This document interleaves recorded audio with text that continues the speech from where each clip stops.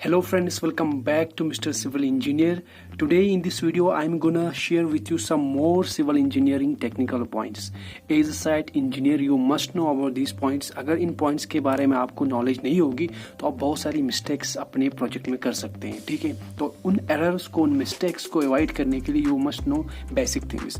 तो part 1 में हमने 18 to 20 points discuss किए थे, उसकी वीडियो की लिंक मैं डिस्क्रिप्शन में प्रोवाइड कर दूंगा, वहां से आप वीडियो देख लेना। तो इस वीडियो में कुछ और टेक्निकल पॉइंट्स लाए हैं जो as a site engineer we must know, ठीक है। तो हम डिस्कस करेंगे। तो सबसे पहले यहाँ पे है नंबर ऑफ स्टीरअप्स इन बीम। तो वो कैसे कैलकुलेट करते हैं, ठीक है। तो वो कैलकुलेट करते हैं clear span upon centre to centre spacing +1, ये एक फॉर्मूला है, ठीक है। तो अब स्टीरअप्स की बात करते हैं। ये मेरा बीम है, ठीक है। ये बीम सपोर्ट कर रहा है कॉलम पे। तो यहाँ पे जो रेड कलर से मैंने रिप्रेजेंट किया, ये मेन स्टील बार है, ठीक है। अब स्टीरअप क्या होते हैं? स्टीरअप होते हैं जो हमारे मेन स्टील बार को अपने पोजीशन में रखते हैं, number first. Secondly they take shear stresses which are generated at bottom of the column। जो कॉलम के बॉटम में shear stresses प्रोड्यूस होते हैं उनको कौन बियर करता है? This vertical स्टीरअप्स। आपने पता होना चाहिए हमारे सपोर्ट पे जो shear स्ट्रेस होता है वो मैक्सिमम होता है, इसलिए यहाँ पे हम स्टीरअप्स की डिस्टेंस को कम करते हैं सपोर्ट्स में, और मिड स्पेन में इतना ज़्यादा shear स्ट्रेस जनरेट नहीं होते। तो बात अब आ रही है यहाँ पे स्टीरअप क्या होता है। स्टीरअप ये वर्टिकल बार्स होते हैं। असल में ये इनका शेप इस तरह होता है स्क्वायर, तो 2 डायमेंशन में आपको ऐसा दिखेगा, ठीक है। एक्चुअल में ऐसे होते हैं। अब इनके बीच में स्पेसिंग कितनी होनी चाहिए? वो स्पेसिंग यहाँ पे क्या होती है? मिनिमम होती है एट सपोर्ट्स, एंड मैक्सिमम कहाँ होती है? यहाँ पे होती है मैक्सिमम एट मिड पॉइंट। आपको बताया मैंने मैक्सिमम मिनिमम क्यों रखते हैं सपोर्ट्स में, ठीक है। तो अगर मुझे नंबर ऑफ स्टीरअप्स फाइंड करने हैं, कितने नंबर ऑफ स्टीरअप्स मुझे इस बीम में लगाने हैं, तो मैं इस फॉर्मूला से कैलकुलेट कर सकता हूँ। फार्मूला क्या है? Clear Spain. क्लियर स्पेन क्या होता है? ये मेरी बीम की जो यहाँ से यहाँ तक जो लेंथ है, यहाँ से लेके यहाँ तक जो मेरी बीम की लेंथ है, ये होगी क्लियर स्पैन L, ठीक है, divide by centre to centre spacing. Centre to centre spacing means in stirrups के बीच में स्पेसिंग क्या है, ठीक है। वो आप देख लेंगे कितना है, फिर ऐड करेंगे 1, उससे आपको नंबर ऑफ स्टीरअप्स आपको मिल जाएंगे कितने यूज करने हैं, ठीक है फ्रेंड्स। तो नेक्स्ट पॉइंट है हमारा स्लोप ऑफ स्टीयर केस कितना रखते हैं। सो एज पर आइस 456/2000 हम कितना रखते हैं? 25 डिग्री टू 40 डिग्री हम क्या रखते हैं? स्लोप रखते हैं। ये मेरा सपोज करिए आप स्टीयर केस है, तो इस स्टीयर केस का जो ग्राउंड के साथ जो एंगल बनेगा, ये एंगल है ये 25 डिग्री टू 40 डिग्री होना चाहिए। एज ए साइट इंजीनियर आपको पता होना चाहिए जब आप स्टीयर केस की कंस्ट्रक्शन करेंगे आप एंगल इतना रखेंगे। अगर इससे ऊपर नीचे हो गया, ठीक है, तो प्रॉब्लम आ जाएगी। अगर आप 40 से ऊपर देंगे, सपोज 50 डिग्री देंगे, तो ज़्यादा क्या होगा, ये स्टेयर के ज़्यादा ऊपर की तरह आ जाएगी, जिससे चढ़ने में दिक्कत होगी, ठीक है, ठीक है। तो अगर कम देंगे उससे भी प्रॉब्लम हो जाएगी, उससे भी फेलियर आ जाएगा। तो according to recommendation we should provide angle between 25 degree to 45 degree, right. So next point is percentage of steel in column. So कितना परसेंटेज हम स्टील प्रोवाइड करते हैं अपने कॉलम की। So we are here talking about column.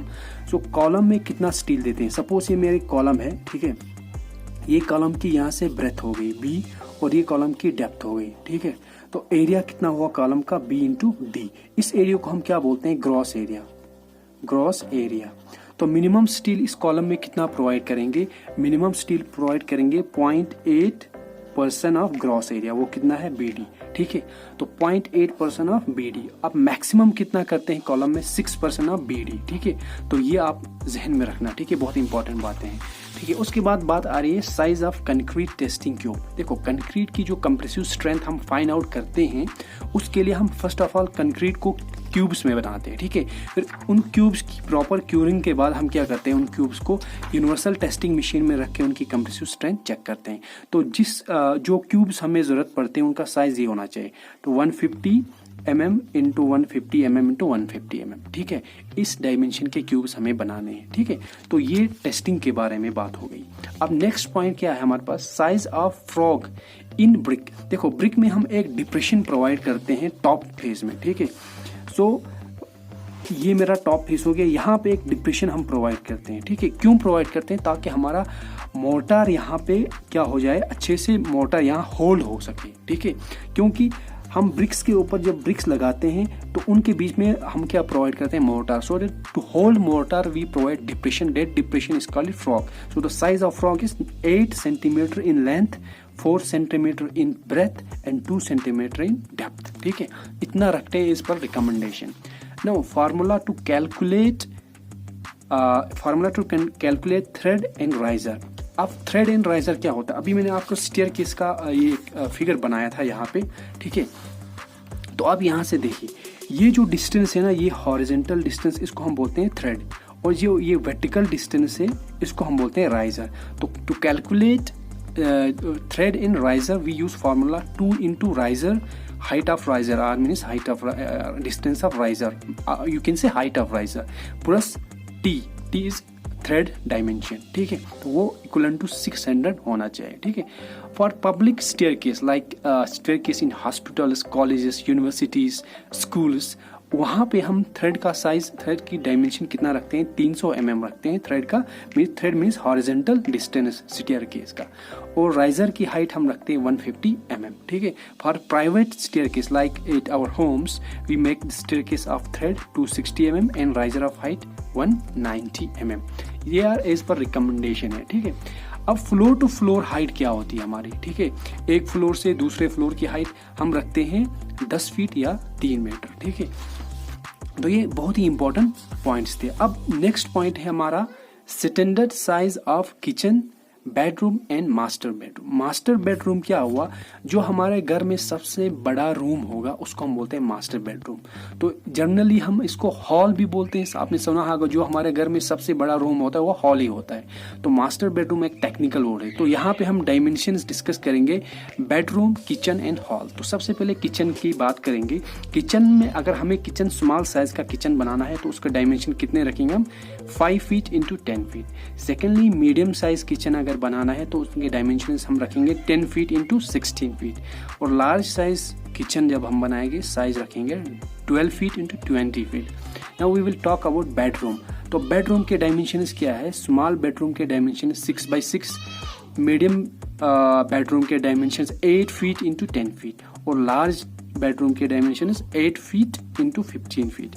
Now coming to master bedroom, हम size कितना रखेंगे इसका, स्मॉल बेडरूम का, मास्टर बेडरूम का 12 फीट इंटू 14 फीट. देखो मास्टर बेडरूम मैंने आपको बोला सबसे बड़ा जो हमारा रूम होता है पूरे घर में. ठीक है, तो इसका साइज, स्मॉल का साइज ही इतना ज़्यादा है. ठीक है, तो ये बड़ा रूम होता है, इसलिए स्मॉल का साइज 12/14, मीडियम का साइज 14 इंटू 20, लार्ज का size 16 into 24. Now coming to small bathroom. अगर बाथरूम बनाना है तो हम 3/5 या 3/4 का बना सकते हैं. वॉशरूम के लिए 6/6 का साइज है. ठीक है, सो नेक्स्ट पॉइंट क्या है, when we need pile foundation. हमें पाइल फाउंडेशन की कब जरूरत होती है. ठीक है, पाइल फाउंडेशन की हमें जरूरत तब होती है जब हमारे सॉइल की बियरिंग कैपेसिटी 24 किलो न्यूटन पर मीटर क्यूब से कम हो. ठीक है, तब हम क्या करते हैं, पाइल फाउंडेशन यूज करते हैं. ठीक है, ये मेरा स्ट्रक्चर है. सपोज इस स्ट्रक्चर के लोड को हमारा जो सॉइल इसके नीचे है वो सह नहीं रहा है, तो हम क्या करते हैं, यहाँ पे पाइल प्रोवाइड करते हैं. ये पाइल क्या करते हैं, इस स्ट्रक्चर का लोड स्ट्रॉन्ग स्ट्राटा में ट्रांसफर करते हैं. सपोज यहाँ पे इस घर के नीचे जो सॉइल है वो बहुत ही लेस बियरेबल है, तो पाइल यूज करते हैं. वो पाइल इसका लोड क्या करता है, डायरेक्टली स्ट्रॉन्ग स्ट्राटा में ट्रांसफर करता है. ठीक है, तो ये आपका आंसर हो गया. ठीक है, now coming to next point, what is flat slab. Flat slab क्या हुआ, the slab which is supported on column, no beams, we don't provide any beam, the slab which is only standing on column is called flat slab. What is the unit of shuttering. आपको पता है shuttering हम use करते हैं अपने construction में, beam कोई भी मेंबर बनाएंगे स्ट्रक्चर का तो वहां पे हम शटरिंग का यूज करते हैं. ठीक है, तो उस शटरिंग की डायमेंशन यूनिट क्या है, सॉरी यूनिट है metre square. What is guniting. तो गंटिंग क्या है, गंटिंग एक मिक्सचर है सीमेंट का और सेन का जिसका रेशियो 1:3 रखते हैं, और ये हम यूज करते हैं जहाँ पे हमें कंक्रीट रिपेयरिंग करनी होती है. ठीक है, जहाँ पे कंक्रीट में कहीं क्रैक आ जाता है या कोई फॉल्ट आ जाता है या कहीं पे वाइड्स रह जाते हैं, उनको फिल करने के लिए हम क्या ग्राउटिंग का यूज करते हैं. तो एक स्प्रे गन आता है, उस गन में हम ये मिक्सचर प्रोवाइड करके फिर डायरेक्टली स्प्रे करते हैं जहाँ पे हमें जरूरत होती है. ठीक है, कमिंग टू नेक्स्ट पॉइंट, यहाँ पे कुछ सम इम्पॉर्टेंट बार्स के एक्रोनिम लाए हैं, form of some bars. So HYSD का फुल फॉर्म क्या हुआ?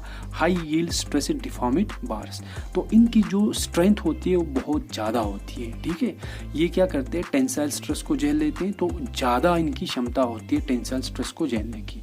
नाउ TMT हुआ thermo mechanically treated bars, TMX हुआ थर्मैक्स पाउडरेड बार्स, CTD हुआ कोल्ड ट्विस्टेड डिफॉर्मेड बार्स, SD हुआ सुपर डक्टाइल बार्स। तो डक्टिलिटी क्या होती है, देखो हमारा जो स्टील है ना वो बहुत डक्टाइल है। डक्टाइल का मतलब जब उस पर लोड पड़ता है, जब अगर मैं इसको दबाऊंगा, अपने जहाँ पे मैंने अंगूठा रखा है यहाँ पे मैं दबाऊंगा तो ये जो स्टील होगा वो खिंच जाएगा, एकदम से क्रैक नहीं होगा। जैसे कंक्रीट फेल होता है ना, एकदम से टूट जाता है। स्टील क्या होता है, एकदम से वो क्या होता है, फैल जाता है, स्ट्रेच हो जाता है, ठीक है।